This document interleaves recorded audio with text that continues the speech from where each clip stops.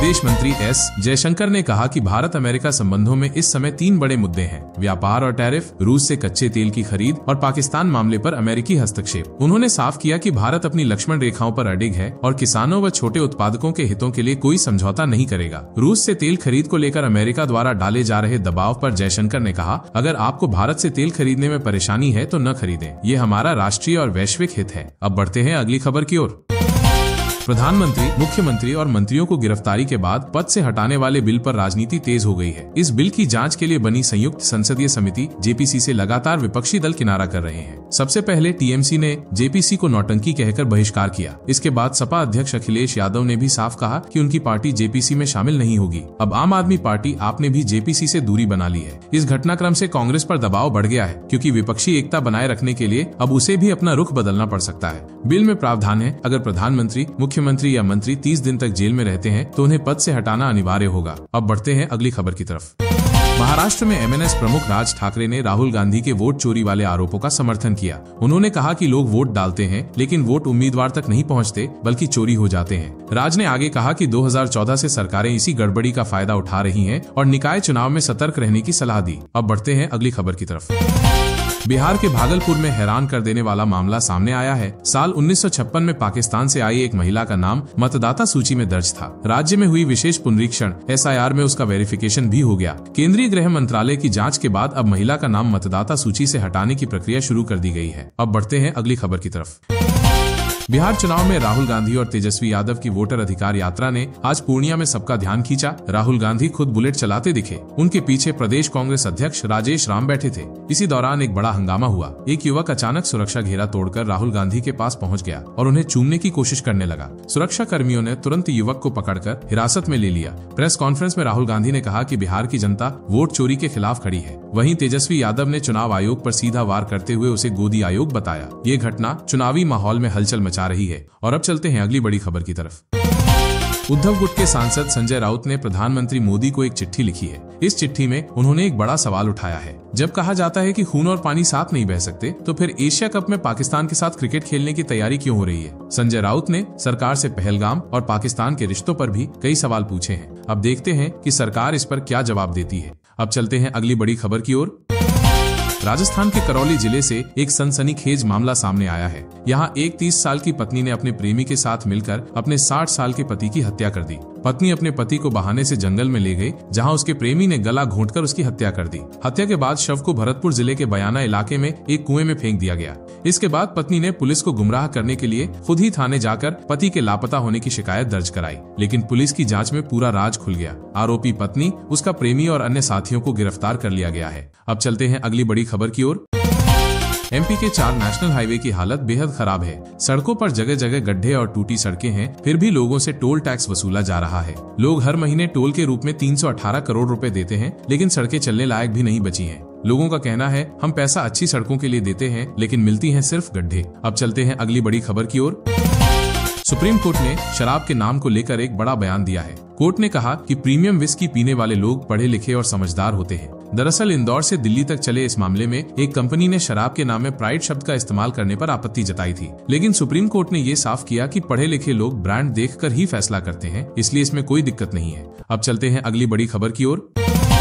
सोने के दाम में आज गिरावट दर्ज की गई है। MCX पर 10 ग्राम सोना आज सुबह 1,327 रुपए में बिक रहा है। कल इसका भाव 1,384 रुपए था, यानी दाम 57 रुपए घट गए हैं। इंडियन बुलियन एसोसिएशन के मुताबिक पिछले हफ्ते 24 कैरेट सोने का भाव 99,360 रुपए था। वहीं चांदी भी सस्ती हुई है। आज सुबह MCX पर चांदी का भाव 1,16,002 रुपए प्रति किलो रहा, यानी इसमें 234 रुपए की गिरावट दर्ज की गई है। विशेषज्ञों का कहना है कि डॉलर रुपया विनिमय दर, वैश्विक बाजार और मांग के हिसाब से सोने चांदी के भाव रोज बदलते रहते हैं। अब बढ़ते हैं अगली खबर की ओर।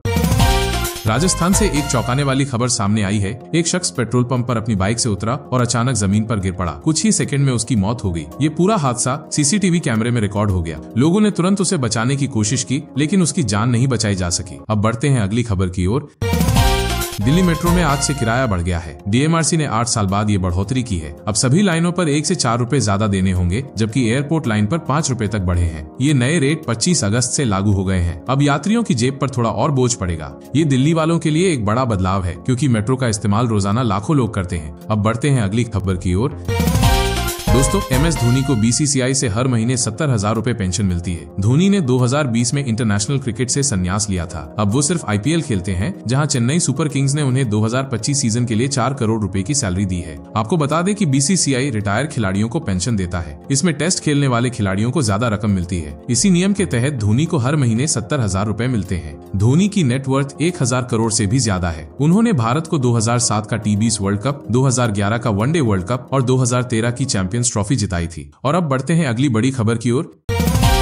उत्तर प्रदेश सरकार ने अंतरिक्ष यात्री शुभांशु शुक्ला को स्टेट गेस्ट यानी राज्य अतिथि का दर्जा दिया है। उन्हें लखनऊ के स्टेट गेस्ट हाउस में ठहराया गया है और उनके लिए खास सुरक्षा इंतजाम किए गए हैं। उनकी सुरक्षा की जिम्मेदारी DSP स्तर के अधिकारी को दी गई है। उनके साथ एस्कॉर्ट गाड़ियां भी रहेंगी। प्रशासन ने साफ किया है कि फिलहाल शुभांशु शुक्ला अपने घर नहीं जा पाएंगे। इसकी वजह ये है कि उनके घर की गलियां संकरी हैं और वहां भीड़ जुटने से ट्रैफिक और कानून व्यवस्था बिगड़ सकती है। इसलिए अभी उनके घर जाने का कार्यक्रम टाल दिया गया है। राज्य अतिथि होने के कारण शुभांशु शुक्ला का हर कार्यक्रम और हर मूवमेंट सरकार और सुरक्षा एजेंसियों की निगरानी में होगा। अब बढ़ते हैं अगली बड़ी खबर की ओर।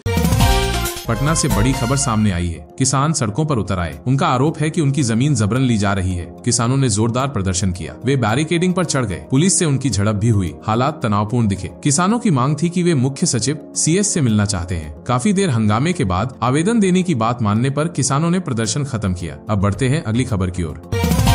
उदयपुर से बड़ी खबर सामने आई है। यहाँ 4 नाबालिग बच्चों की मौत हो गई। बच्चे नहाने गए थे और पानी में डूब गए। ये हादसा एक दिन पहले हुआ था। परिवार वालों ने मुआवजे की मांग की। करीब 13 घंटे तक शव नहीं उठाए गए। आखिरकार 30 लाख रुपए मुआवजे पर सहमति बनी। उसके बाद चारों बच्चों के शव उठाए गए। दुखद हादसे से इलाके में मातम पसरा है। लोग परिवार को सांत्वना देने पहुंचे। अब बढ़ते हैं अगली खबर की ओर।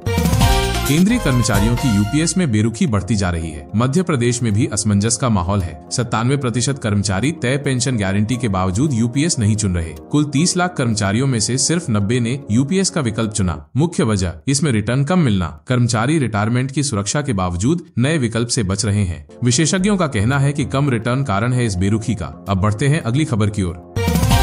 फिजी के प्रधानमंत्री सिटिवेनी लिगामा-मादा राबुका भारत आए हैं। वे अपनी 3 दिवसीय यात्रा पर हैं। इस दौरान उन्होंने प्रधानमंत्री मोदी से मुलाकात की। दोनों नेताओं ने दोनों देशों के संबंध मजबूत करने पर चर्चा की। ये मुलाकात भारत फिजी दोस्ती के लिए अहम मानी जा रही है। आगे की खबरों के लिए जुड़े रहें।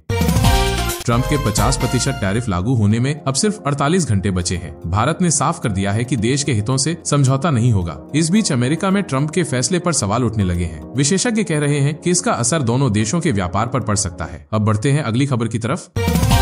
बिहार के नालंदा जिले में बाढ़ जैसे हालात बन गए हैं। यहाँ 18 गांव पानी में डूब गए हैं। जहानाबाद में सड़कों पर नदी जैसा नजारा है। भागलपुर में गंगा नदी का कटाव लगातार जारी है। वहीं पटना में भारी बारिश के बाद जगह जगह जल जमाव हो गया है। भारतीय वायुसेना के लिए आज ऐतिहासिक दिन। बीकानेर के नाल एयरबेस से air chief marshal AP Singh ने MiG-21 लड़ाकू विमान में भरी आखिरी उड़ान। यही MiG-21 AP सिंह के करियर की पहली ट्रेनिंग का हिस्सा था। 60 साल तक आकाश का शेर रहा MiG-21 अब वायुसेना से ले रहा विदाई। इसकी जगह अब तेजस लड़ाकू विमान संभालेगा मोर्चा। 26 सितंबर को चंडीगढ़ एयरबेस पर औपचारिक विदाई समारोह होगा।